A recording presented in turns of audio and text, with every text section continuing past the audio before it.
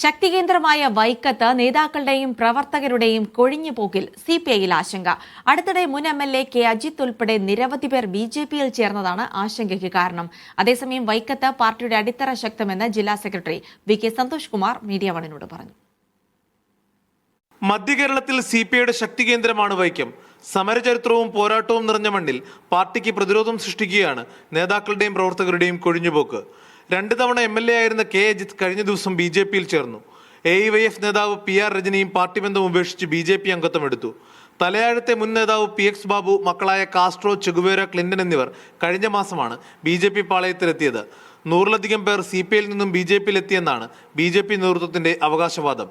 കൊഴിഞ്ഞുപോക്ക് തെരഞ്ഞെടുപ്പിൽ പ്രതിഫലിക്കുമോ എന്നാണ് CPI കേന്ദ്രങ്ങൾ ആശങ്കപ്പെടുന്നത്. എന്നാൽ പാർട്ടിക്ക് വൈക്കത്ത് ഒരു ക്ഷീണവും സംഭവിച്ചിട്ടില്ല എന്നാണ് ജില്ലാ നേതൃത്വത്തിന്റെ പ്രതികരണം. വൈക്കത്ത് പാർട്ടിയെ സംബന്ധിച്ചിടത്തോളം അങ്ങനെ യാതൊരു പ്രതിസന്ധി ഇപ്പോൾ ഇല്ല. 2 പാർട്ടി മെമ്പർമാർക്ക് ഗ്രാമപഞ്ചായത്ത് തിരഞ്ഞെടുപ്പുമായിട്ട് ബന്ധപ്പെട്ട് ഞങ്ങളുടെ ഒരു പാർട്ടി മെമ്പർ സീറ്റ് കൊടുക്കാത്തതിൻ്റെ പേരിൽ രാജിവെച്ച് തലയാഴ പഞ്ചായത്തിൽ പോയി. അത് പത്രമാധ്യമങ്ങൾ വലിയ വാർത്തയായി ആഘോഷിക്കുന്നതിനപ്പുറം പാർട്ടിയിൽ നിന്ന് കാര്യമായൊരു കൊഴിച്ചുപോക്കലുണ്ടായിട്ടില്ല. പാർട്ടി സംസ്ഥാന സെക്രട്ടറി ബിനോയ് വിശ്വത്തിന്റെ ജന്മനാട്ടിൽ അംഗങ്ങളുടെ കൊഴിഞ്ഞുപോക്ക് വലിയ ചർച്ചകൾക്ക് വഴി തുറന്നിട്ടുണ്ട്. നേതാക്കളും അണികളും പാർട്ടി വിടുന്നത് തടയിടാൻ താഴെത്തട്ടിൽ പാർട്ടി സംവിധാനം ശക്തമാക്കുവാനും CPI ശ്രമം തുടങ്ങി.